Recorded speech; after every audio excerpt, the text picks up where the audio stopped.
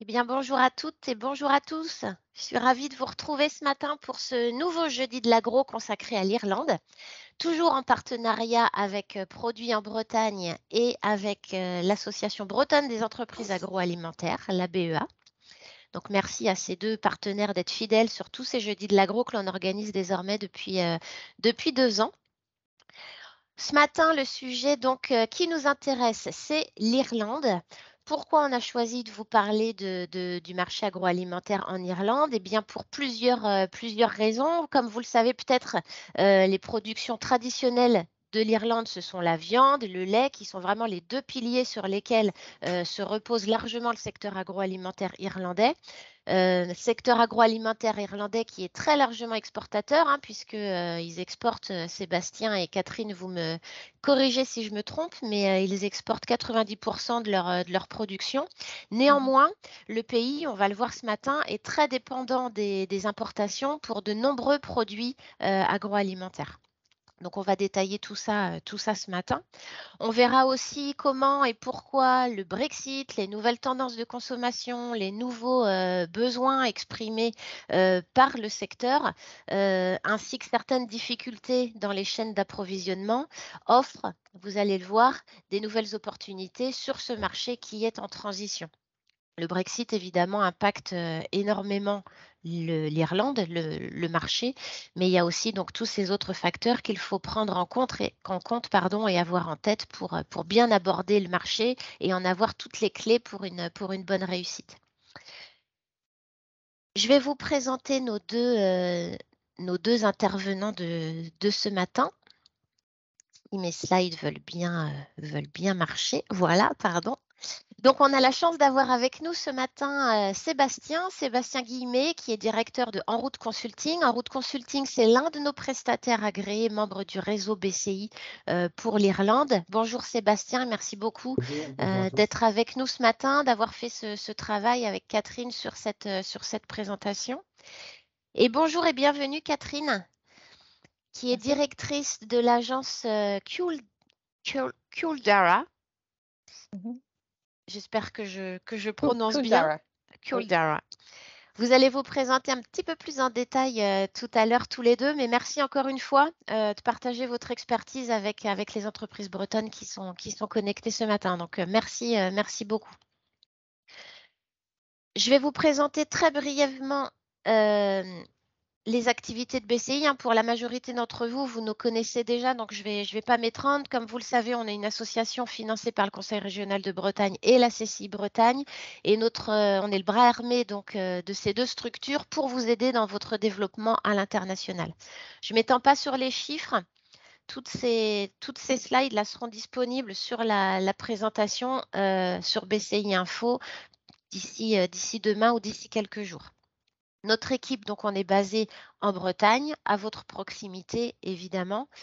Deux axes de développement pour vous aider, vous informer, vous sensibiliser au travers de différentes prestations et puis vous accompagner dans votre développement business à l'étranger.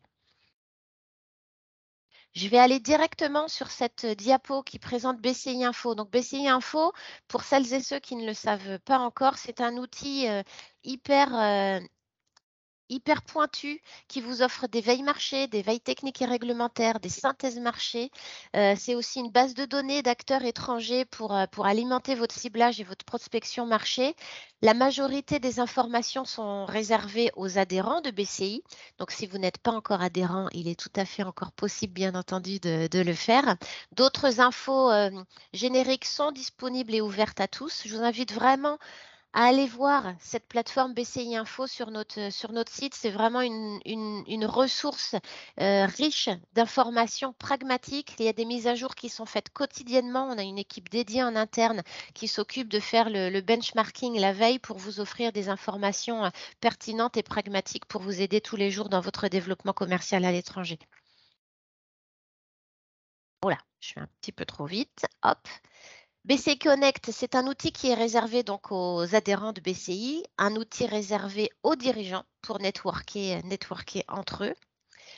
Je voudrais m'attarder sur cette diapo également. C'est un nouveau service qu'on a mis en place cette année qui s'appelle Suppliers from Bretagne. Pour faire court, c'est un catalogue en ligne de vos compétences, quelle que soit votre activité, quel que soit votre domaine d'activité.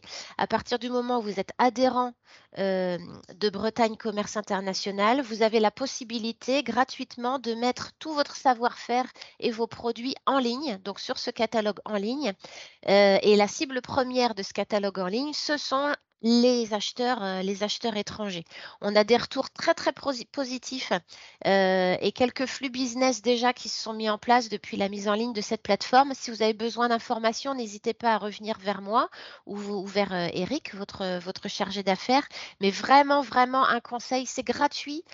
Allez vous inscrire sur cette plateforme, mettez-y vos produits. C'est vraiment un catalogue qui a énormément de vues côté étranger, côté acheteur étranger et donneur d'ordre étranger.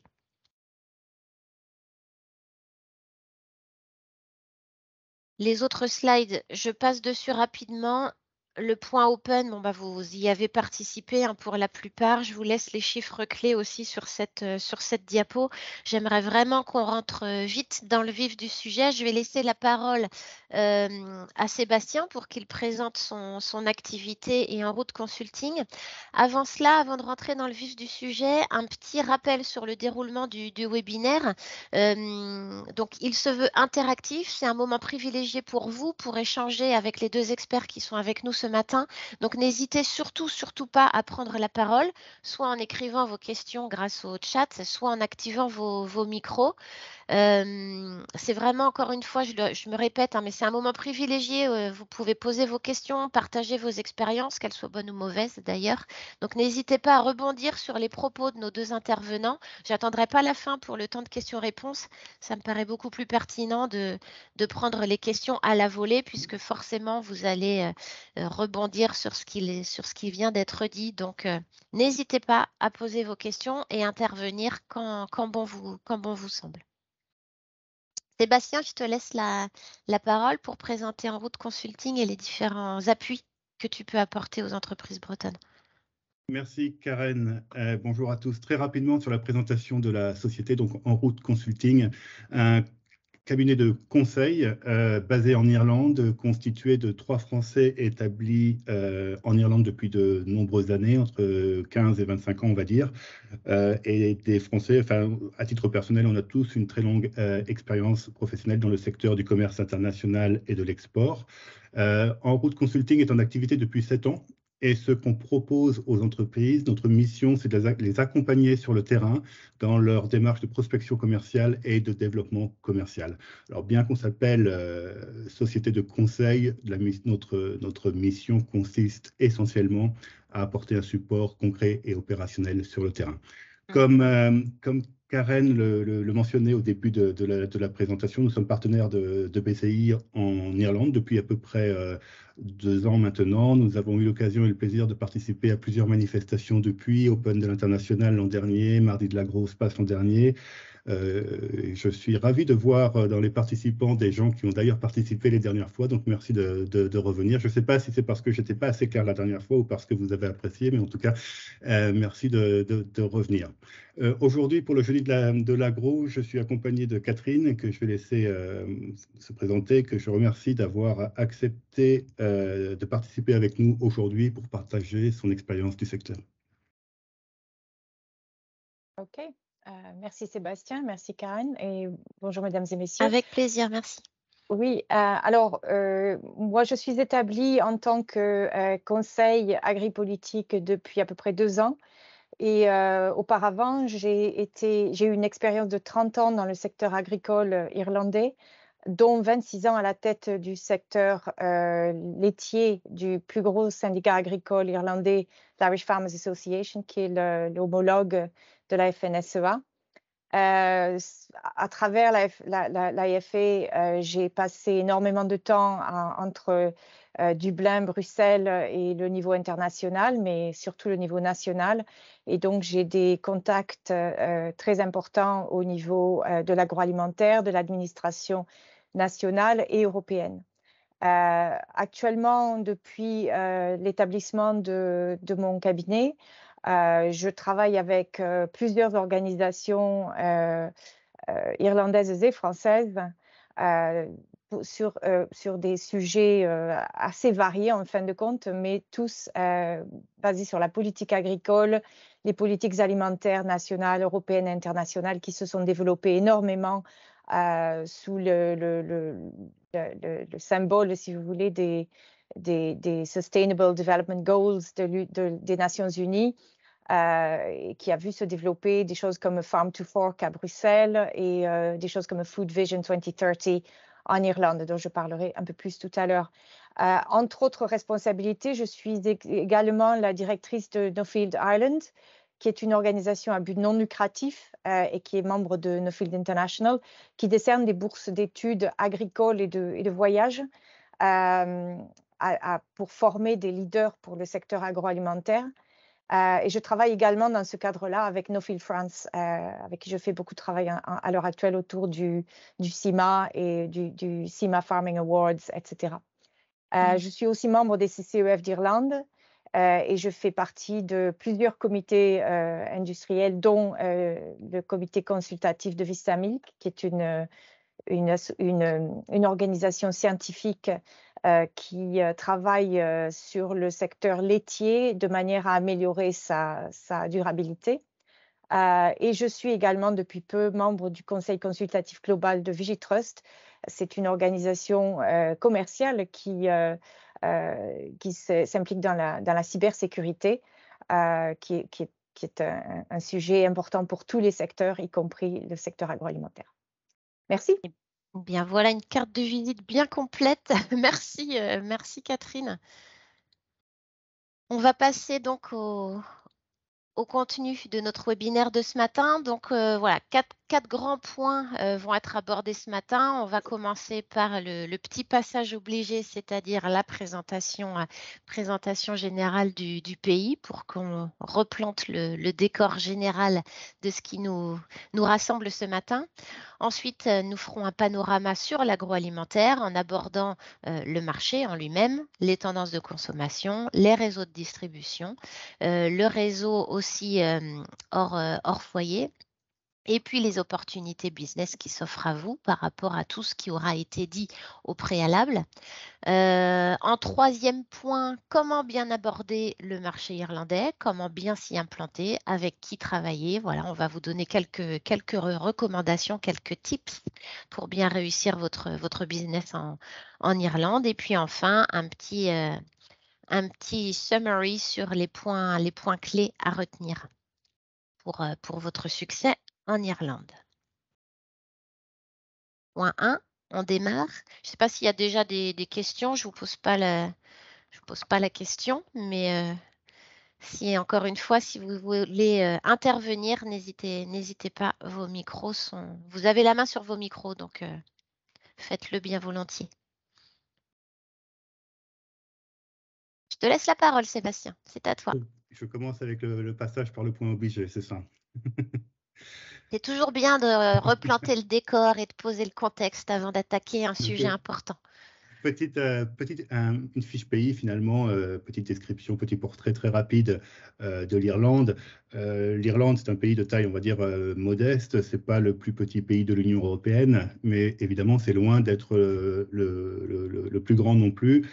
C'est un pays qui fait 70 000 m². Alors 70 000 m², c'est environ 2,5 fois la taille de la Bretagne, pour vous donner une idée. En termes de population, on est juste au-dessus de 5 millions d'habitants au dernier recensement. Alors pour la petite histoire, les Irlandais étaient très très fiers de repasser la barre des 5 millions l'an dernier, parce que la dernière fois qu'ils ont atteint 5 millions, c'était pendant la période c'était avant la période des grandes famines qu'a connue l'Irlande au 19e siècle et qui avait causé énormément de morts, évidemment, mais aussi beaucoup d'émigration, notamment vers les États-Unis. Donc, bien que ce soit purement symbolique, les Irlandais étaient très, très fiers l'an dernier de repasser au-dessus des 5 millions. Donc, du coup, on a une densité de population assez faible, finalement, 71 habitants par km². Pour le coup, c'est 2 fois moins que la Bretagne. À titre de comparaison encore, c'est un pays qu'on peut qualifier de rural, en fait. 70% de la superficie est en terre agricole. 30% de la population vit dans la région de Dublin, la capitale. Ensuite, il y a quelques autres grandes villes, Cork dans le sud et Limerick à l'ouest. Mais bon, c'est un pays qu'on peut qualifier de rural. L'autre caractéristique de la population irlandaise, c'est d'être relativement jeune, puisque un tiers de la population a moins de 25 ans. Sur le plan économique, l'économie de l'Irlande est souvent qualifiée d'économie dynamique. L'Irlande a un PIB par habitant de 73 000, un peu plus de 73 000 euros par habitant. Encore une fois, à un titre de comparaison, c'est 2 fois celui de la France. C'est aussi le 2e PIB par habitant le plus élevé de l'Union européenne.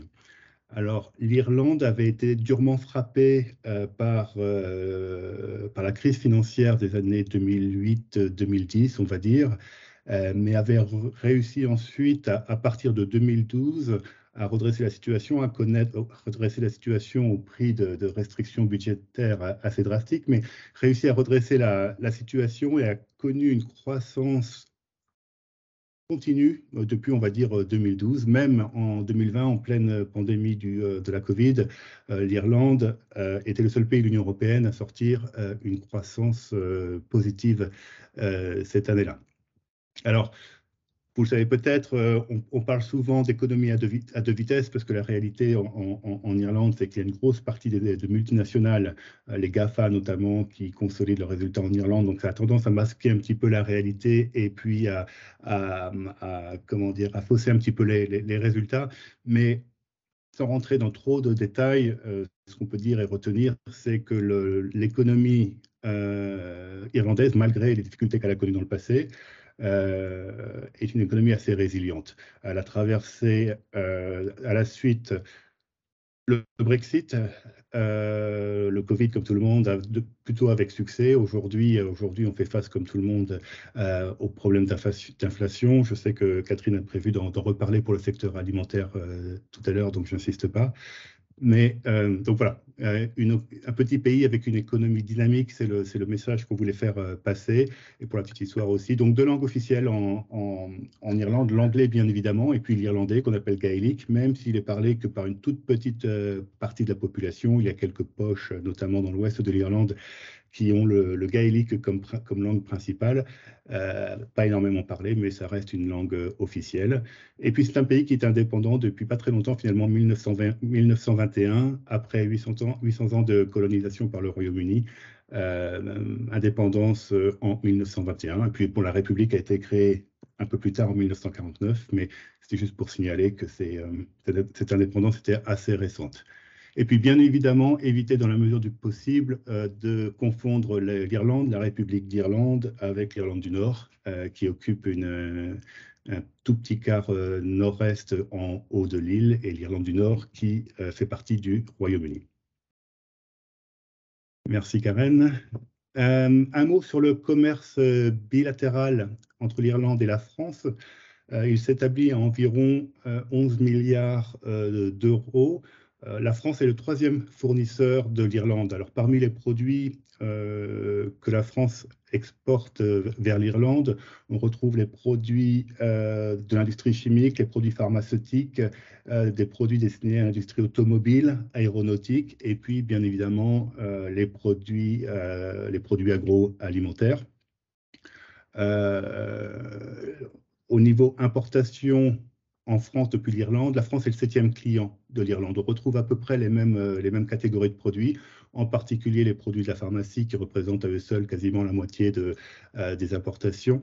Et puis, en ce qui concerne l'agroalimentaire, Karine en a touché un mot très justement tout à l'heure, on retrouve essentiellement, bien sûr, la viande et les produits à base de viande, mouton, bœuf. Vous savez qu'une grosse partie de l'agneau qui est consommé en France vient finalement d'Irlande.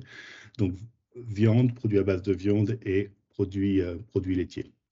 Au-delà des chiffres en eux-mêmes, ce qu'il faut retenir, c'est que ces échanges entre les deux pays sont en augmentation constante depuis 2015. Ils ont même fait un bond de 17% l'année dernière, en 2021. Alors, je n'ai pas vu les détails par catégorie sur ce chiffre, mais c'est un chiffre qui a circulé à plusieurs reprises depuis cet été. Alors, il faut savoir que depuis le Brexit, les deux pays, la France et l'Irlande, ont fait énormément d'efforts, énormément de communication dans le but de rapprocher les deux pays au niveau commercial, hein, de continuer à renforcer, resserrer, recréer de nouveaux liens. L'ambassade de France a un slogan très fort qu'elle martèle très régulièrement, qui est « La France, c'est votre voisin de l'Union européenne le plus proche de chez vous ». C'est d'ailleurs un slogan qui est affiché sur une grande banderole sur la façade de l'ambassade de France à Dublin. Et donc, il y a vraiment eu beaucoup de travail, beaucoup d'efforts des deux pays dans ce sens. Et un exemple récent, je dirais, qui concerne la Bretagne, c'est celui de l'ouverture par l'Irlande d'un consulat honoraire dans le Finistère il y a quelques semaines. On peut passer la slide suivante, merci. Alors, un mot sur le Brexit. Alors, c'est un sujet dans le sujet. On pourrait passer toute la présentation dessus. Ce n'est pas forcément ce qu'on va faire aujourd'hui, mais juste pour rappeler un petit peu le contexte et la situation de l'Irlande dans le contexte du Brexit. L'Irlande, forcément, de par sa position géographique, c'est le pays de l'Union européenne qui est le plus fortement, le plus directement impacté par le Brexit. L'Irlande, c'est une île qui fait partie de l'Union européenne et qui se retrouve derrière une autre île qui n'en fait plus partie.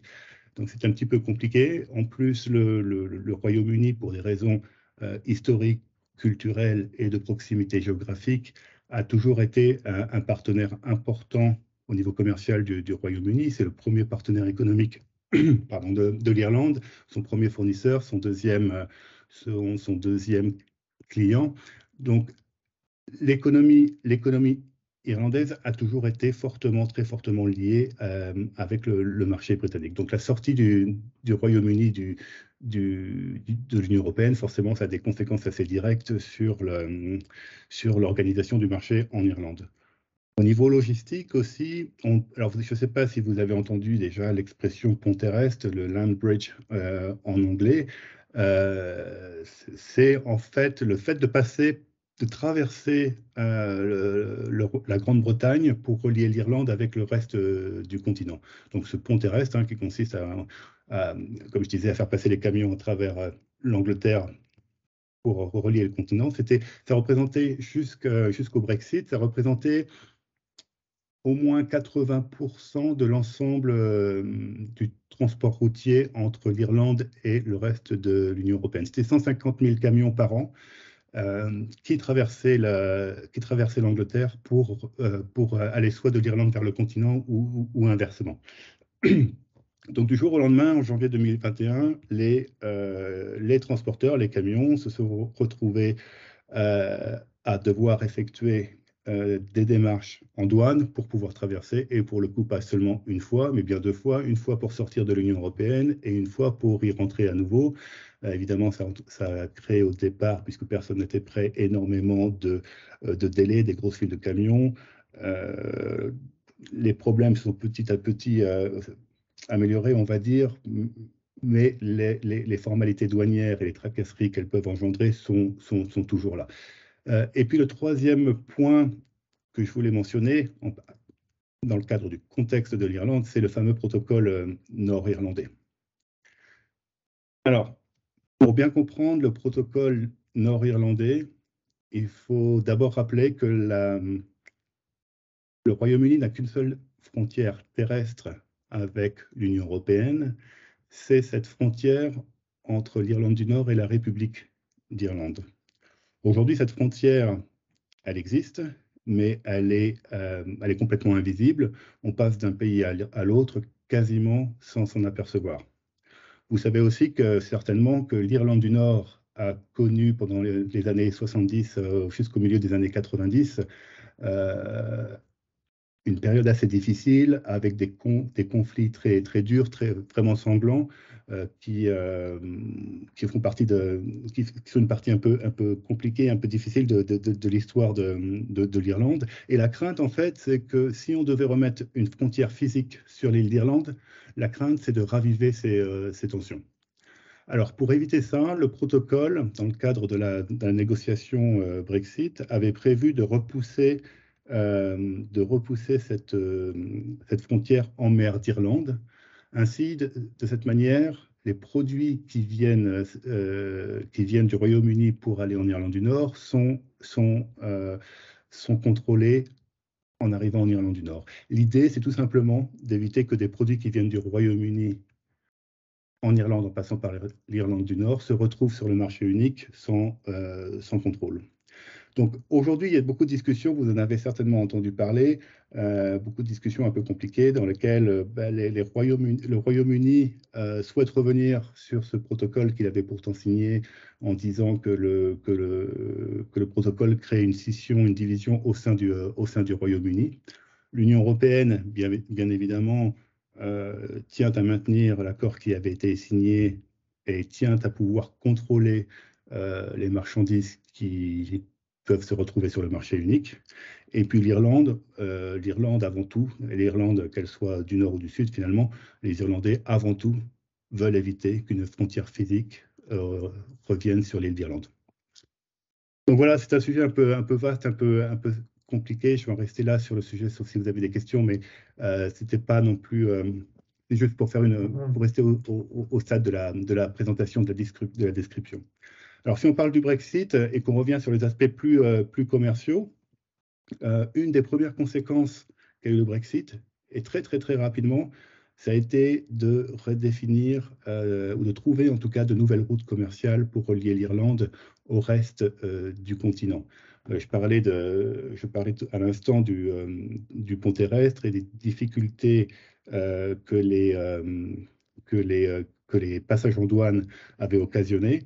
Très rapidement, les opérateurs se sont mobilisés pour trouver de nouvelles solutions. En quelques mois seulement, on est passé de une douzaine de traversées directes par mois à plus de 45 environ. Donc, on a multiplié par 4, et ça s'est fait au premier trimestre, en quelques mois, premier trimestre 2021. On a multiplié par 4 le nombre de traversées directes entre la France et l'Irlande. Donc aujourd'hui, les deux systèmes, traversée directe par bateau et puis traversée par le land bridge en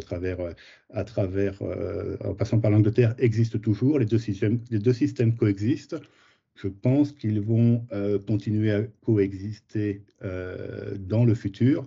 Mais en tout cas, ce qu'il faut retenir, c'est que ces liaisons directes maritimes, elles existent, elles sont énormément utilisées et de plus en plus d'opérateurs préfèrent prendre le bateau pour contourner la Grande-Bretagne, même si c'est un petit peu plus long, et pour éviter toutes les tracasseries administratives. Est-ce qu'il y a des questions à propos du Brexit, des relations franco-irlandaises? N'hésitez pas à prendre la parole. Si ce n'est pour poser une question, pour partager votre expérience peut-être, notamment sur ces flux et ces points logistiques. Il n'y a pas de questions? Alors, on passe au point suivant sur le panorama agroalimentaire. Donc, quelle est la place de l'agroalimentaire dans l'économie irlandaise? Oui, merci Karen et merci Sébastien d'avoir expliqué les choses très complexes de façon remarquablement claire. Ok, donc je voulais commencer effectivement par mettre l'agriculture dans le contexte économique irlandais. C'est un secteur qui est très important relativement à l'économie irlandaise, qui compte pour 6% du produit intérieur brut. Et si on inclut les exportations qui sont attribuables aux multinationales, parce que nous avons beaucoup dans le secteur pharmaceutique et dans d'autres secteurs, nous avons énormément de multinationales. C'est 9% de la valeur des exportations irlandaises. Si on regarde ça de façon sur un prisme un peu plus étroit, et qu'on ne regarde que les exportations produites par des exportateurs irlandais, c'est 38% de ces exportations-là. Et si on ne considère que les biens manufacturés en Irlande, c'est 60% de ces exportations. Donc le secteur agroalimentaire est très important. On pense beaucoup à l'exportation. Je vais parler un petit peu plus de l'importation parce que, comme a dit Karen tout à l'heure, bien que nous soyons un exportateur très important, le secteur agroalimentaire irlandais est loin d'être autosuffisant pour ce qui est de l'alimentation de la population irlandaise. C'est un secteur qui est aussi très gros employeur, 7% de la main-d'œuvre ou 163 000 emplois.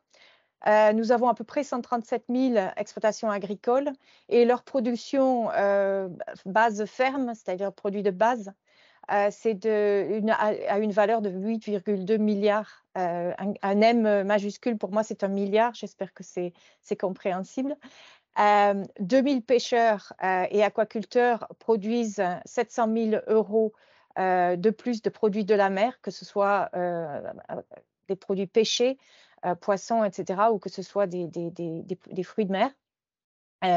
Et donc, la valeur totale des exportations agroalimentaires d'Irlande, c'est 13,5 milliards d'euros, avec des importations quand même, sur lesquelles je vais me pencher un petit peu plus, de 9,7 milliards, donc très, très significative.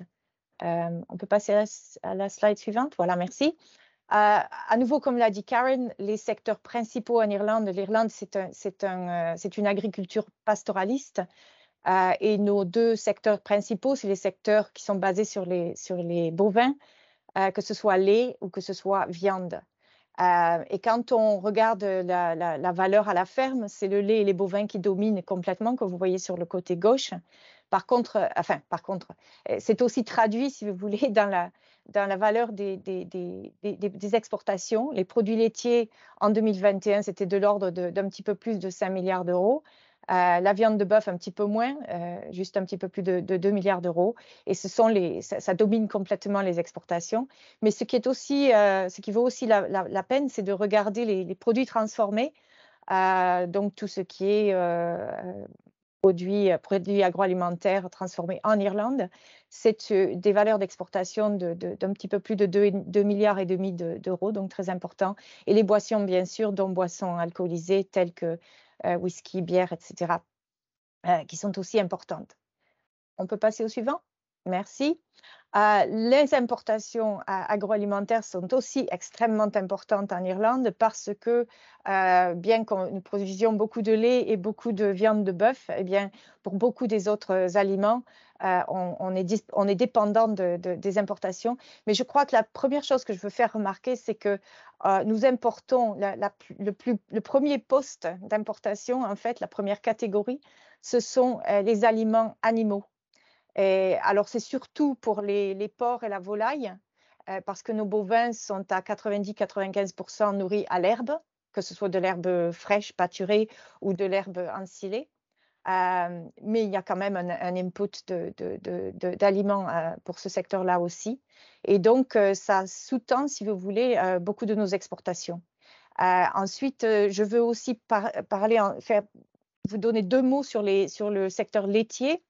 En étendant un petit peu ce qu'a dit Sébastien au sujet de l'Irlande du Nord, il semblerait que nous importions énormément de produits laitiers à 840 millions d'euros. Mais ça, ce que ça vous démontre, c'est le fait que l'île d'Irlande, donc incluant la République et l'Irlande du Nord, c'est un pays qui est complètement intégré du point de vue agricole, c'est-à-dire qu'il n'y a pas de différence. La frontière est complètement invisible. Par contre, depuis Brexit, beaucoup de problèmes se font jour du fait de cette intégration. Mais ce que vous voyez là, pour les importations, c'est beaucoup de transferts de produits laitiers, en particulier du lait non transformé qui est produit en Irlande du Nord, qui est transformé dans la République d'Irlande et vice-versa. Donc, c'est pas tellement indicatif du fait que nous sommes dépendants d'importations pour la consommation laitière. C'est simplement que l'Irlande du Nord fait partie de l'île de l'Irlande quand on parle d'agriculture en général, secteur laitier en particulier, et c'est aussi vrai pour le secteur de la viande. On peut avancer, merci. Alors, d'où viennent ces importations agroalimentaires? L'origine principale, pas de surprise, c'est le Royaume-Uni à 45%, et la France vient quatrième avec 5% de nos importations agroalimentaires. Et ce que je veux dire, c'est que le Royaume-Uni, ça demeure à la fois du point de vue des exportations et des importations, ça demeure un partenaire économique extrêmement important. Et je crois que avec qui que vous parliez dans le secteur agroalimentaire irlandais, tout le monde va vous dire oui, le marché du Royaume-Uni, c'est important. Brexit ou pas, on va rester aussi impliqué qu'il est humainement possible de faire, tout en prenant compte des difficultés administratives et liées aux douanes, etc., qui vont vraisemblablement, qui ont le potentiel, disons ça comme ça, de s'aggraver quelque peu. Une des chiffres que je ne vous ai pas donné, je vais vous les donner très rapidement, c'est la destination de nos exportations. C'est, pour simplifier les choses à l'extrême, c'est un tiers, un tiers, un tiers. Un tiers au Royaume-Uni, un tiers vers l'Union européenne et un tiers vers le reste du monde. Le Royaume-Uni en a réduit quelque peu la relativité. Ce tiers fut 47% il n'y a pas si longtemps que ça. Mais c'est plus affaire d'avoir augmenté les exportations au total, et le Royaume-Uni en représente une part moindre parce qu'il y a eu beaucoup d'efforts de diversification, particulièrement depuis Brexit. Mais les flux de commerce continuent et vont continuer si les exportateurs irlandais peuvent travailler avec les nouvelles conditions. On passe à la prochaine, s'il vous plaît, Karen, merci. Alors, pour ce qui est de la consommation au foyer, les tendances, le premier poste dans ce graphe, c'est les boissons, ce qui est un petit peu caricatural, je vais dire. Ceci dit, 1,7 milliard d'euros, ce sont des boissons alcooliques. La totalité que vous avez là, c'est 2,7 milliards d'euros. Donc, ça contient toutes les boissons. Je veux aussi vous faire remarquer, je crois, la viande, c'est viande et préparation de viande, c'est le deuxième poste. Les autres aliments qui sont le troisième poste, ça inclut entre autres le thé. L'Irlande, c'est un des plus grands consommateurs de thé du monde par personne. Le café, les plats préparés, les friandises, tout ça, ce sont des points très importants du point de vue des importations. Nous importons aussi énormément de légumes, ce qu'on appelle les non-perennial crops dans ce graphe, c'est-à-dire les récoltes non pérennes. Les fruits sont aussi des produits que nous importons en majorité. Et la farine et les produits les produits du moulin, comme on dit en anglais, excusez mon français qui est un petit peu rouillé. La farine, je la souligne parce que au moment du Brexit, on s'est rendu compte, on le savait déjà, mais ça a mis à l'avant le fait que 98% des besoins de farine du secteur de la boulangerie et de la pâtisserie irlandaise provenaient du Royaume-Uni. Donc, si on parle d'opportunités, c'est peut-être une des opportunités à considérer. On peut avancer? Merci. Alors, les tendances à consommation du point de vue des achats au détail, ce que je vous montre là, c'est la période de 2019 au départ, et puis la pandémie jusqu'à juin dernier. Et ce qu'on voit, c'est une tendance à l'augmentation pendant la première année de la pandémie du fait des restrictions sur les restaurants. Donc, en Irlande comme ailleurs, ce qui s'est produit, c'est que les consommateurs ont consommé au foyer, donc ils ont remplacé ou déplacé leur consommation hors foyer par une consommation dans les détaillants. Ça s'est stabilisé et ça se voit sur le graphe. Ça s'est stabilisé pendant 2021 parce que les restrictions liées au Covid ont été relaxées avec des hauts et des bas comme partout. Et ce qu'on voit pour le premier semestre de 2022, c'est d'abord une relative augmentation, et ça, c'est pas nécessairement visible ou identifiable sur le graphe, mais c'est quelque chose que Boldbee a démontré. J'expliquerai qui est Boldbee dans une petite minute. Et c'est le fait que pendant la pandémie, les consommateurs ont effectué ce que j'appellerais des économies forcées. J'en parlerai un petit peu plus dans une minute ou deux. Donc, au début de 2022, enfin, surtout à partir du deuxième trimestre, comme les restrictions ont été relaxées, les restaurants ont rouvert, etc. Donc, on a vu beaucoup plus de dépenses. Par contre, ce qu'on sait aussi, c'est qu'à partir du mois de mars et de l'invasion de l'Ukraine par la Russie, l'inflation, l'augmentation du coût de la vie, etc., qui est aussi prégnante en Irlande qu'elle l'est ailleurs, vont vraisemblablement changer ces dynamiques. Donc, on va examiner ça dans un petit moment. OK? Continue. Merci. Alors, ben oui, on examine ça tout de suite. Alors, les tendances à la consommation du point de vue conjoncturel, je suspecte que ce n'est pas très dissimilaire de votre expérience en France, tout simplement parce que ce sont des facteurs globaux. Le premier facteur immédiat, c'est l'inflation du coût de la vie. Et en Irlande, peut-être uniquement, le coût du logement a augmenté énormément parce qu'on a une crise du logement qui sous-tend, en plus des autres problèmes, on a une offre de logement insuffisante et nous avons reçu jusqu'à, je crois qu'on en est à peu près 50 000 réfugiés de l'Ukraine. On les a reçus avec plaisir, mais ça crée ses propres tensions. Et comme partout ailleurs, les coûts de l'énergie, des transports, de l'alimentation ont tout augmenté. Jusqu'à juillet, on a eu une inflation nationale de l'ordre de 9,1%. C'était un record de 38 ans d'âge. Ça a baissé un petit peu en août à 8,7%. Mais j'avoue, j'ai regardé un petit peu ça hier. Je ne sais pas pourquoi et d'où ça vient, cette légère réduction. Parce que le fait est que tous les postes, que ce soit logement, énergie, transport, alimentation, etc., ont augmenté en juillet, en août et en septembre à nouveau. Donc, je pense que nous allons continuer à avoir des niveaux importants d'inflation pour ce mois-ci et les mois à venir. Et donc, tous ces facteurs, ça contribue à une sévère détérioration du sentiment des consommateurs. Je parlais du rebond post-Covid qui était lié au fait que d'abord les opportunités de dépenser ont augmenté du fait de la suspension des restrictions, mais aussi parce que ces économies forcées ont laissé aux consommateurs des ressources disponibles pour leurs dépenses.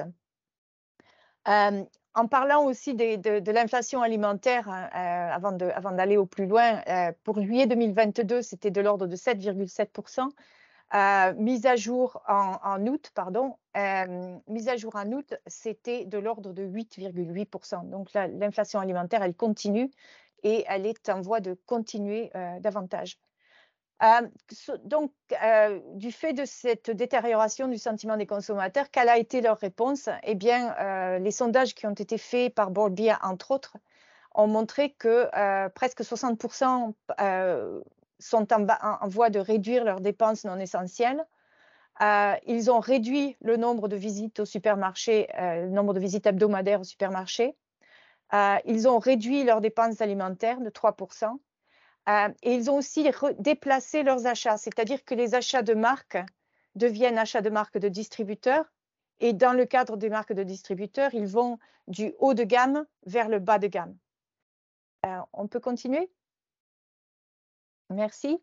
Alors, bien sûr, ça c'est conjoncturel et on espère tous entre nous, pour toutes sortes de raisons, que les facteurs qui sous-tendent ces problèmes vont se résoudre et vont passer. Mais il y a quand même des tendances à la consommation qui sont beaucoup plus long terme et qui, je pense, sont aussi communes dans le monde occidental au moins. Et d'une part, c'est le souci de durabilité et de consommation éthique. Donc, on va vers moins de plastique, surtout moins de plastique à usage unique. On réduit sa consommation de viande rouge, pas seulement pour la santé, j'y reviens dans une minute, mais aussi pour des aspects de durabilité et d'éthique. Et en plus du fait que les prix de l'alimentation ont augmenté et que le bœuf, c'est notoirement coûteux, et le prix du bœuf a augmenté également. Et puis, on essaie aussi d'améliorer son régime vers plus de fruits et légumes et de produits à base de plantes, à nouveau pour des raisons d'éthique et de durabilité, pas seulement des raisons de santé. Bien que c'est aussi pour des raisons de santé. Et les considérations de santé et de bien-être ont été amplifiées par Covid. Je sais que c'est le cas partout. Donc, on fait, en tant que consommateur, on recherche des régimes plus équilibrés.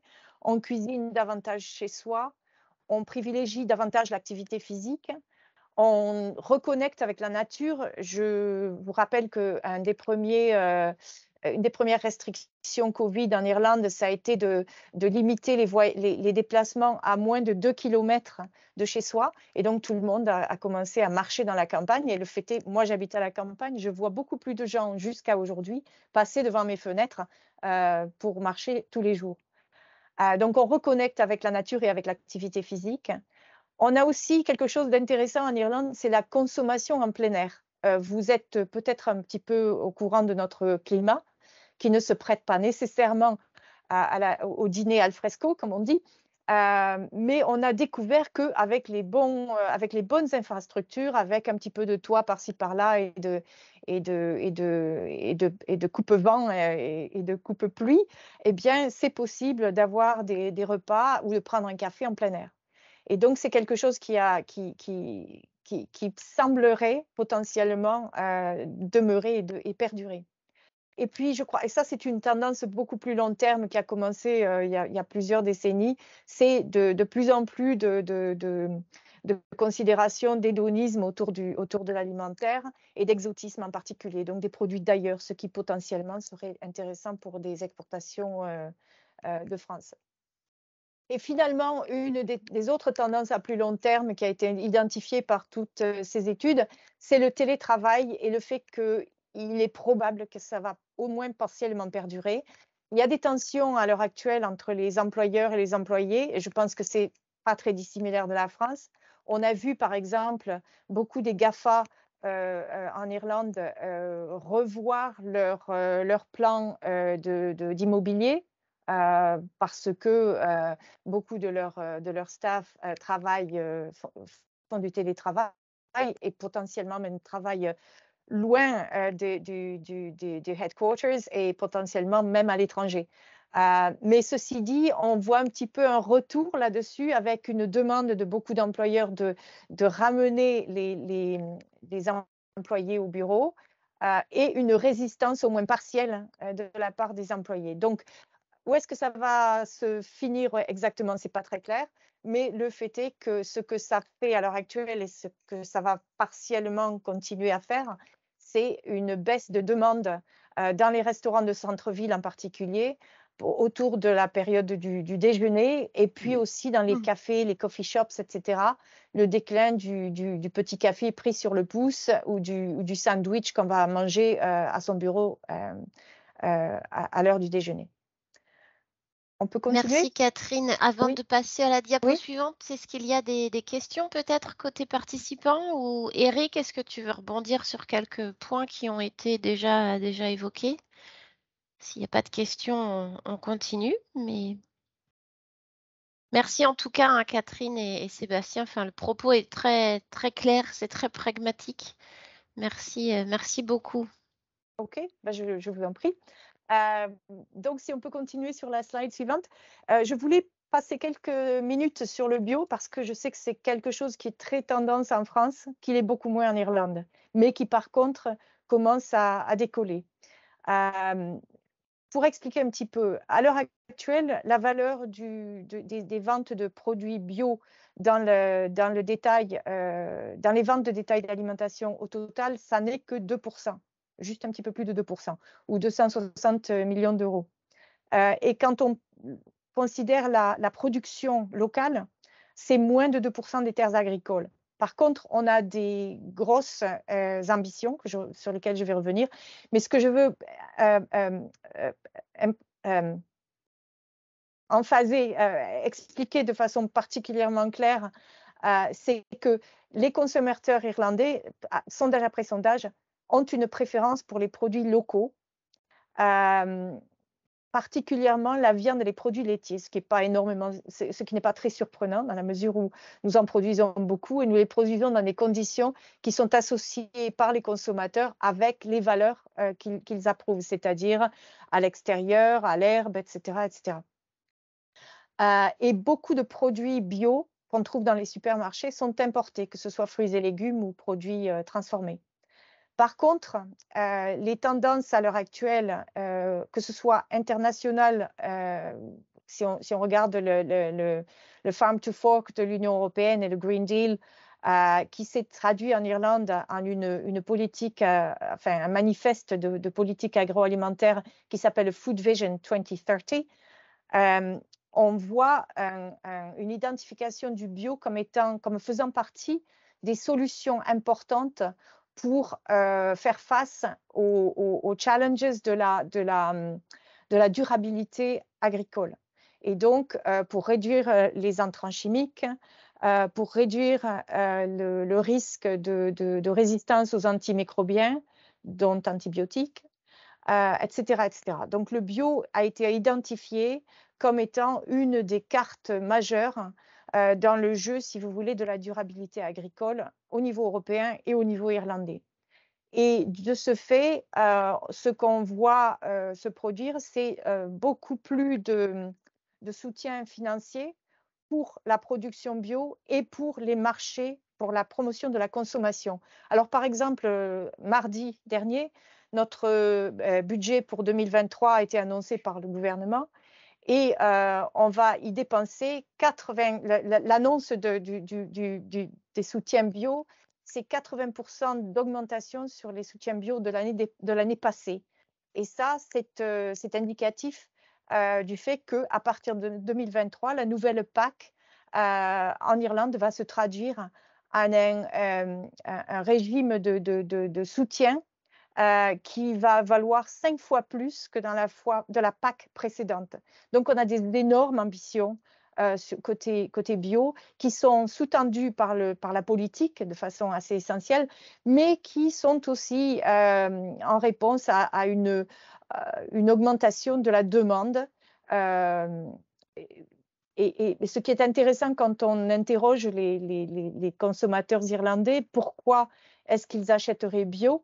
La première réponse, c'est pour la santé, bien que scientifiquement, c'est une perception, ça n'est pas une réalité. La deuxième réponse, c'est le plaisir, ça a meilleur goût, it tastes better. Et la troisième réponse, c'est meilleur pour l'environnement. Donc, si vous voulez, c'est une tendance à la consommation certaine, mais c'est surtout une volonté politique de faire avancer le bio. Et la prédiction pour la valeur du marché en 2025, c'est une augmentation de plus de 100 millions d'euros en l'espace de 2 ans, jusqu'à 370 millions. Donc, oui, c'est un aspect important à connaître, mais nous commençons d'un niveau très bas. Ça, je crois qu'il faut le comprendre. OK, slide suivante. Merci. Alors, je ne vais pas passer énormément de temps là-dessus, vous aurez l'opportunité de vous y pencher davantage. Qu'est-ce que mangent les Irlandais? Leur repas principal, en général, c'est pris à la maison le soir. Et quand on prend le repas à la maison le soir, c'est ce qu'on appelle en Irlande, ce qu'on appelle en anglais le meat and two veg. C'est la viande et les 2 légumes. C'est encore la majorité, mais c'est à la baisse quand on compare ça dans la dernière décennie. Ce qui est plus à la hausse, ce sont des repas plus légers. Ça peut être des choses comme, je vais appeler ça un croque-monsieur ou quelque chose comme ça, pour vous donner un équivalent. Parce qu'on ne fait pas le spaghetti on toast en France, beaucoup, autant que je sache. Et ce qui est intéressant de voir, c'est quelle est la motivation pour les choix des repas du soir et comment ça a évolué cette dernière décennie. Et ce qui est important à remarquer, c'est que les considérations éthiques ont augmenté énormément, de l'ordre d'à peu près 15%. Et ça, c'est l'environnement, le commerce équitable, les consommer local, ce qu'on appelle les food miles en anglais. Donc, le food mile, c'est jusqu'où d'où vient votre produit du point de vue des kilomètres qu'il a dû couvrir pour arriver jusqu'à vous. Donc, je crois que c'est intéressant de voir que l'aspect éthique est particulièrement important. Ce qui est aussi important, c'est l'origine irlandaise. Je crois que ça, c'est la provenance, si vous voulez, est aussi importante et le soutien à la provenance nationale. On peut avancer? Karen, merci. Non, là, on recule. OK, merci. Alors, je passe maintenant, à moins qu'il y ait des questions sur ce que je viens de présenter. Je me propose de passer aux enseignes. Oui, apparemment, il n'y a pas de questions, sauf si OK. quelqu'un se manifeste maintenant. Toujours pas. OK, je dois être. Ils sont sages Ils ce sont, matin. ils sont bien très timides, ou alors je suis très, très compréhensive dans ma. C'est plutôt ce que j'allais dire, c'est que l'exposé est très clair et détaillé, donc ça ne suscite pas de questions a priori. On peut continuer, Catherine, merci. OK, je continue. Donc, les grandes enseignes des grandes et moyennes surfaces en Irlande, c'est Dunnes Stores, SuperValu et Tesco. Et puis, nous avons des moyennes enseignes qui sont extrêmement agressives, que je vais présenter dans quelques minutes, qui sont des discounters Aldi et Lidl. Donc, commençons par Dunnes Stores. Dunnes Stores, c'est une entreprise familiale qui est établie depuis 75 ans et qui a 142 magasins en Irlande. Leur offre, c'est l'alimentation, mais aussi les produits pour la maison, l'ameublement, les vêtements. Je vais me focuser pour ces slides sur ce qu'ils font du point de vue des promos à l'heure actuelle, particulièrement dans le cadre de l'inflation alimentaire et de la crise du coût de la vie. Dunnes Stores fait depuis très longtemps une promo très agressive. Pour chaque shopping de 50 € que vous faites, on vous offre un bon d'achat de 10 € à mettre en valeur sur le prochain shopping. Donc, c'est vraiment une promo très agressive, et c'est en plus de tout un tas de promos pris sur le terrain, dans les magasins, particulièrement sur les prix des fruits et légumes, avec des offres routinement avec un prix de 39, 49, 59, 99 centimes pour un paquet de 1 kilo ou un paquet de carottes ou un paquet de fruits et légumes sélectionnés chaque semaine. Pour ce qui est de SuperValu, c'est une entreprise familiale également. La famille en question, c'est la famille Musgrave, et c'est un groupe qui est en existence depuis plus de 140 ans et qui fait surtout du gros, mais aussi du détail au travers de SuperValu. La majorité des 223 magasins de cette enseigne, ce sont des PME franchisées. Et leur gamme de produits, c'est de l'alimentation et des produits pour la maison. Je reviendrai sur le focus petits producteurs locaux, qui est aussi qui est le cas de pratiquement toutes les enseignes. Et le Musgrave Group est aussi à la tête de 2 enseignes de plus qui sont beaucoup plus petites et plutôt des commerces de proximité, Centra et Daybreak. On peut passer à la slide suivante. Merci. Alors, troisième et finale grosse enseigne, c'est Tesco. Alors, Tesco, c'est une multinationale britannique qui est en Irlande depuis 1997, à laquelle date ils ont acheté ou racheté une enseigne locale qui s'appelait Queensworth. Et ils ont 151 magasins en 3 formats. Il y a Tesco Extra, qui est la super grande surface dont il y a très peu, il faut dire ce qui est. Il y a le magasin Tesco typique, normal, plutôt moyenne surface quand on regarde ça avec des yeux français en particulier. Et puis, il y a Tesco Express qui est plutôt urbain, plutôt magasin de proximité. Leur gamme de produits, ça dépend des formats, mais ce qu'ils offrent, si on prend tous les formats confondus, c'est l'alimentation, les produits maison, l'électroménager, les vêtements. Ils offrent même des services de téléphonie mobile et des services financiers, certains services financiers. Ce que je vais dire de Tesco, et je veux dire en passant, mon expérience du secteur détail, c'est par le biais du syndicat agricole qui m'a donné l'occasion d'avoir des négociations intéressantes avec ces entreprises au fil des années. Et donc, j'ai gardé disons que je les suis de façon un petit peu routinière. Et ce que je dirais de Tesco, c'est que Tesco a une équipe de management en Irlande, mais mon expérience, c'est que beaucoup des décisions, et particulièrement les décisions importantes, sont prises au Royaume-Uni. Je reviens sur les autres aspects de façon plus générique dans un petit moment. Ensuite, on arrive aux discounters, les discounters. Donc, Lidl, c'est le premier, 181 magasins en Irlande. Ce que je vais vous dire, c'est que l'expérience limitée que j'ai de Lidl en France, c'est que ce sont des animaux très différents. Lidl en Irlande, et Aldi de même, ce sont des magasins, des supermarchés qui sont au même niveau de sophistication, au moins, que les autres plus grandes enseignes du point de vue de leur offre, de la qualité, de la présentation, etc.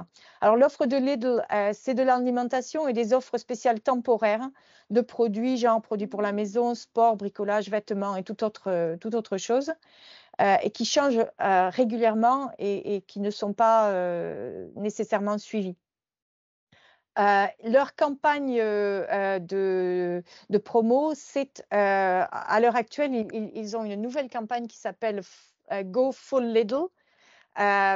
C'est une campagne qui fait face à l'inflation alimentaire et qui suggère aux consommateurs de faire leur shopping total chez Lidl parce que vous allez tout y trouver et à des meilleurs prix.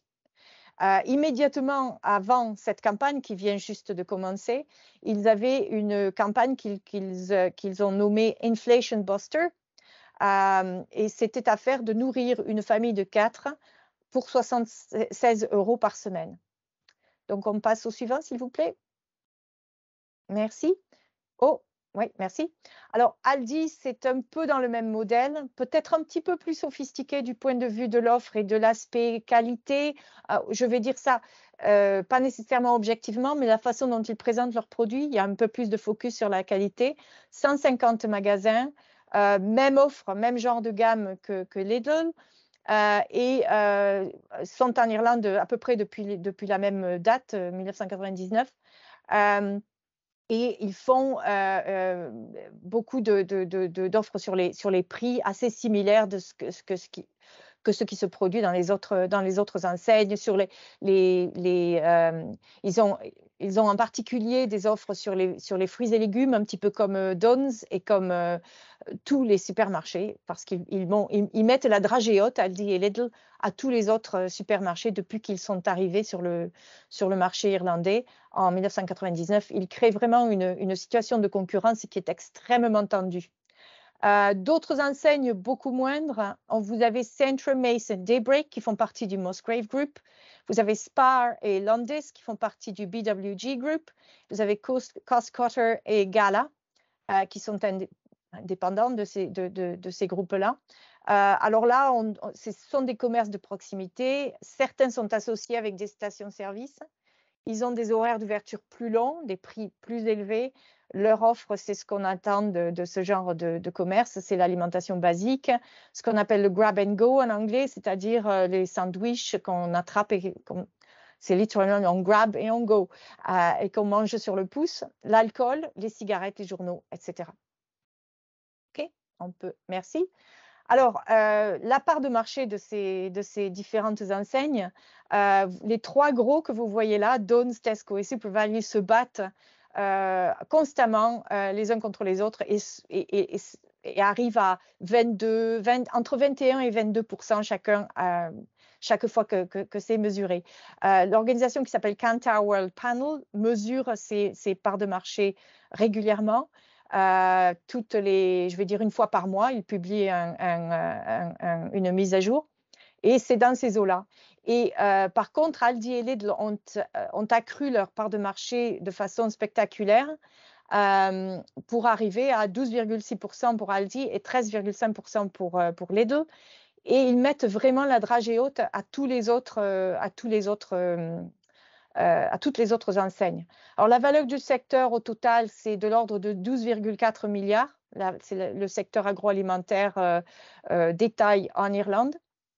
Et les marques de distribution qui sont venues de pratiquement nulle part au début des années 90 ont maintenant 46,7% du marché. Et beaucoup de ça a été poussé par Aldi et Lidl.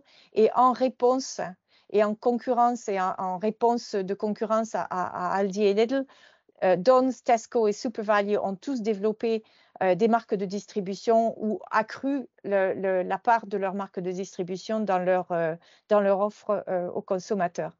Donc, c'est un marché que je vais décrire comme étant très concurrentiel et j'allais dire peu confortable pour les fournisseurs, mais je ne sais pas s'il y a quelques GMS dans quelques parties du monde que ce soit qui ne soient pas dans ces situations-là. OK, je suis consciente du temps, donc on va passer au suivant, s'il vous plaît. Il n'y a pas de souci, on est Ouais. dans le timing encore. Okay. Toujours pas de questions, on peut continuer? Alors, allons-y. Je continue.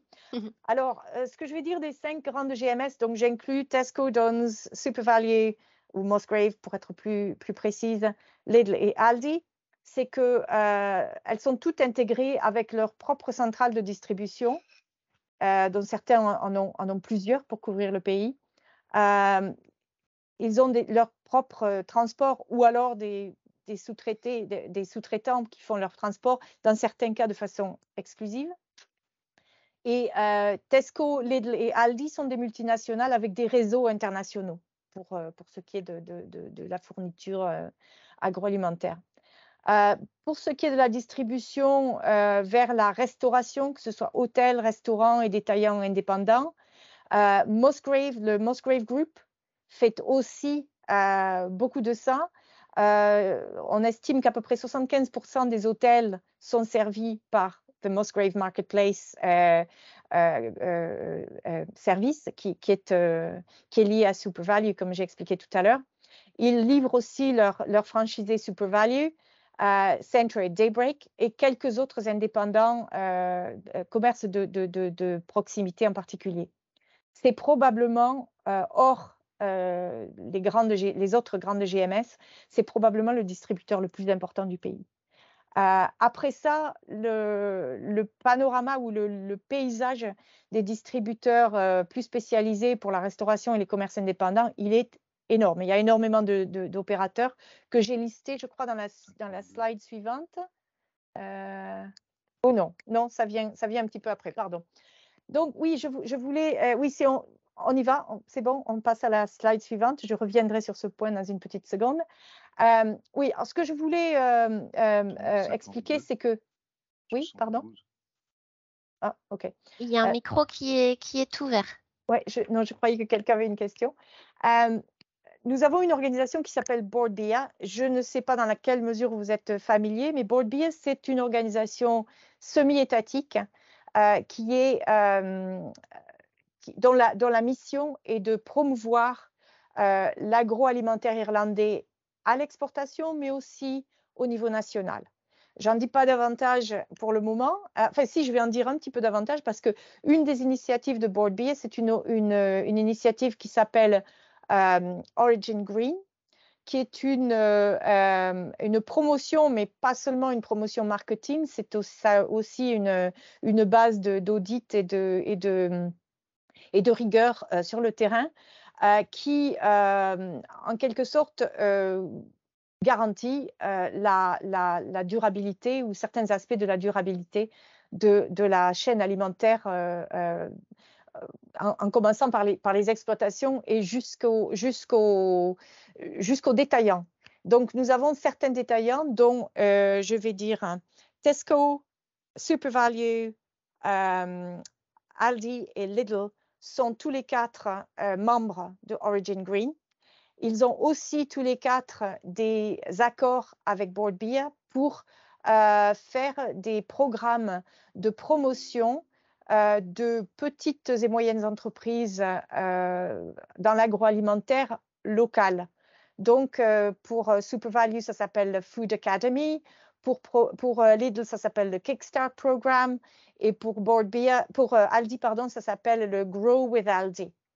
Et toutes ces GMS et DONS également sont engagés à se fournir à 100% pour ce qui est de la viande fraîche et la majorité du lait de consommation de fournisseurs irlandais.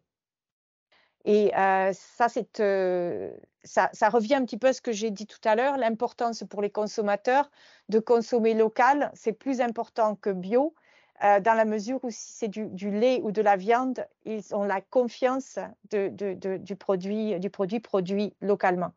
On peut passer au suivant. Une autre, alors ça c'est ce qu'on appelle le gastronationalisme. J'ai trouvé ça quelque part, j'ai trouvé ça génial. Alors je vous le resserre aujourd'hui, c'est peut-être un terme familier. Le gastronationalisme est important en Irlande, mais peut-être moins prévalent qu'en France. Et je juge ça sur la base de toute la promotion de produits français que je vois dans les GMS françaises quand je visite. Par contre, on a quand même une offre internationale diversifiée et importante puisqu'on a vu qu'on est quand même assez dépendant des importations pour beaucoup de notre alimentation. Et puis, il faut dire ce qui est, il y a quand même une curiosité beaucoup accrue parmi les Irlandais, les consommateurs irlandais ces dernières décennies, vers les produits, les ingrédients et les plats exotiques ou étrangers. Certaines des GMS présentent des semaines françaises, polonaises, espagnoles, grecques, indiennes, etc. Par exemple, chez Lidl. Et la majorité des supermarchés ont maintenant des rayons exotiques avec des produits étrangers et même sans être particulièrement exotique, le fait est que si vous venez dans un supermarché irlandais, que vous allez sur le rayon fruits et légumes, par exemple, vous allez voir je vais dire une majorité de produits importés dans la majorité des cas. Donc, je crois que c'est quelque chose qui n'est pas nécessairement contradictoire avec l'importance des produits locaux, surtout pour ce qui concerne la viande et les produits laitiers. OK? Merci. Et là, écoutez, je pense que les GMS en France sont vraisemblablement très similaires aux GMS en Irlande. La responsabilité sociale devient de plus en plus importante. Alors, soutien aux organisations sportives avec un focus particulier sur les enfants et les femmes, un focus sur le style de vie actif, manger sainement, etc. Des engagements sur la durabilité, sur l'environnement en particulier, mais aussi des engagements sur la responsabilité à l'égard des employés. Par exemple, Lidl, autant que je sache, c'est la seule organisation définitivement dans le détail agroalimentaire, comment dit-on, dans les GMS, c'est la seule organisation qui paie ce qu'on appelle un living wage. C'est plus haut que le SMIC. C'est un salaire suffisant à la vie. C'est pour living wage, je traduis un peu littéralement. Il y a également beaucoup de politiques autour de la diversité, de l'inclusion, du bien-être, que ce soit physique ou mental, la sécurité et les opportunités liées à l'emploi. Par exemple, Lidl ont un programme avec certaines des universités irlandaises pour former leurs cadres. Et beaucoup des cadres de Lidl Ireland ont commencé par remplir les étagères. Donc, il y a tout un tas de ce genre d'initiatives. Il y a aussi des initiatives à l'égard de la communauté locale, ce qu'on appelle les Tidy Towns, ce que vous appelez en France l'entente florale. Tesco Community Fund, les consommateurs qui font leur shopping chez Tesco, chaque fois qu'ils passent à la caisse, on leur dit faites un choix, où voulez-vous que nous mettions notre contribution? Il y a des heures calmes pour les autistes, etc. etc. Je pense que ce n'est pas très original. Oui, un petit point que je voulais soulever aussi, parce que c'est très relevant, pertinent pour l'agroalimentaire, c'est le partenariat avec Food Cloud. Food Cloud, c'est une organisation en Irlande qui travaille pour réduire le gaspillage alimentaire et qui lie ensemble les supermarchés avec leurs produits qui vont dépasser leur date de péremption avec des œuvres caritatives qui ont besoin de produits alimentaires. Bon, je vais essayer d'être un petit peu plus rapide. Oui, là, il va falloir qu'on accélère un petit peu le rythme. Alors, la restauration, elle est divisée en deux. Vous avez les filières commerciales, les restaurants, les pubs, les coffee shops, les hôtels, etc. Et vous avez les filières institutionnelles qui, contrairement à la France, n'incluent pas beaucoup de cantines scolaires parce qu'on n'a pas beaucoup de cantines scolaires en Irlande. Et la valeur totale de ce marché, c'est de l'ordre de 5,1 milliards d'euros pour l'île d'Irlande au total. Ce chiffre, c'est à 72% la République d'Irlande et à 37% l'Irlande du Nord. Et les ventes d'alcool sont exclues des chiffres que je vous ai donnés. On peut passer à la suivante, s'il vous plaît. Merci. Alors voilà, les restaurations, la distribution vers la restauration, elle est assurée par une multitude d'acteurs et que j'ai listé sur cette liste. Je ne me propose pas d'y passer parce que je vous aurai ça pour votre référence quand vous aurez le temps de regarder un petit peu en plus en détail. Donc, on passe à la suivante. Merci. Alors, que se passe-t-il quand les consommateurs adultes consomment hors foyer? Dans 50% des occasions, ils vont vers un restaurant full service, c'est-à-dire un restaurant où on s'assied, où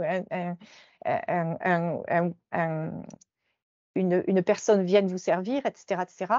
Et dans 29% de ces situations, c'est un dîner classique, ce qu'on appelle carvery, c'est-à-dire, disons, un rôti avec des légumes, quelque chose comme ça. Dans 21% des cas, c'est un quick service restaurant, ça inclut les fast-food, etc., etc., etc. Vous avez les types d'alimentation qui sont consommés dans chaque cas. Et je vais vous laisser regarder ces chiffres. Alors, juste quelques mots sur l'impact des restrictions Covid sur la restauration. Pré-pandémie, on avait un marché qui valait à peu près 8,1 milliards d'euros. Et ce qu'on a vu, comme partout, je pense, c'est que pendant les premiers temps de la pandémie, on a vu une disparition presque de la consommation hors foyer. Petit à petit, certains des restaurants ont adapté leur offre avec des take-away, des ventes à emporter. Ça s'est remis un petit peu pendant 2021 du fait de l'amélioration ou plutôt de la relaxation de certaines des restrictions et vers le deuxième et troisième trimestre de 2022, il était prévu qu'on revienne jusqu'au niveau de 2019. Les anticipations qui suivent pour 2023, elles sont peut-être trop optimistes, et je vais dire qu'elles le sont probablement, parce qu'elles ne tiennent pas compte des événements récents et de la crise économique, je vais appeler ça comme ça. OK, on avance? Merci. Alors, les facteurs impactants, l'aspect positif, au moins pour la première moitié de 2022, ça a été les dépenses accrues du fait des économies forcées. Et le retour du tourisme international. Le tourisme en Irlande, c'est un aspect de la demande qui est extrêmement important. Il était prévu que 2022 verrait 65% des touristes de 2019 revenir. Ça a été bien excédé. Par contre, les facteurs négatifs, c'est l'impact de la crise économique sur les dépenses des consommateurs. On a vu des inflations constatées de 10 à 20% sur le prix des menus pendant l'été. Difficulté aussi de faire passer l'augmentation des prix au niveau supérieur, encore que ça commence à se produire, et avec des réactions, des réponses du gouvernement dans le genre de ce qui se produit en France également. Les difficultés de chaîne d'approvisionnement continuent à causer des problèmes. Le manque de main-d'œuvre, parce que, comme a dit Sébastien, nous sommes pratiquement en plein emploi. Est-ce que ça va durer? Est-ce que la crise va changer la donne? Ça me paraît probable. Mais bon, pour le moment, nous avons une crise de la main-d'œuvre également. L'inflation des coûts, bien sûr, et le télétravail plus prévalent dont j'ai parlé tout à l'heure. OK, on continue? OK, je crois que j'en arrive à presque la fin, donc pas de panique. OK, le Brexit, je crois que Sébastien en a dit beaucoup, donc je vais pouvoir aller beaucoup plus rapidement. Les impacts du Brexit du point de vue du marché irlandais, ça a été des coûts accrus à l'importation du fait de la paperasserie et des retards, difficultés sur la chaîne d'approvisionnement, des retards, des délais, l'administration, les douanes qui demeurent assez problématiques, et les changements logistiques pour éviter le pont terrestre, encore que tout le monde n'évite pas le pont terrestre, parce que c'est vrai qu'on a 47 au lieu de 12 traversées quotidiennes, qu'est-ce que je raconte, hebdomadaires entre l'Irlande et la France, mais il y a quand même une différence importante du point de vue du coût, d'après ce que m'en ont dit les opérateurs. Et puis, il y a énormément d'incertitudes. On a parlé du protocole britannique. La politique interne du Royaume-Uni, elle n'est même pas interne au Royaume-Uni, elle est interne au parti Tory. C'est ce qui rend les choses très problématiques. Et vous avez sûrement suivi le mini-budget qui a donné lieu à une dégringolade de la livre sterling. La guerre commerciale avec l'Union européenne, c'est un potentiel si le parti Tory ne change pas un petit peu leur approche. Et est-ce qu'on va voir, in fine, des tarifs à l'importation, je dirais des tarifs vers le Royaume-Uni plutôt que de l'autre côté, du point de vue des impacts. Pour ce qui est vers le Royaume-Uni et vers l'Europe également. Pour ce qui est des opportunités, mes conversations avec certains des opérateurs, ils cherchent à réduire leur dépendance à l'égard du Royaume-Uni. Il y a des déplacements ou des remplacements d'importation qui ont déjà commencé. Les marques de distribution en particulier sont intéressées parce qu'il n'y a pas nécessairement d'identification au-delà de la marque de distribution du point de vue de la provenance. Mais ce que je veux dire, et je l'ai déjà dit, c'est que du fait de la proximité géographique, de la similarité des cultures, gastronomiques et autres d'ailleurs, des affinités familiales, culturelles, médiatiques, le Royaume-Uni va demeurer un partenaire commercial très important de l'Irlande à l'export et à l'import. Merci. Merci beaucoup, Catherine.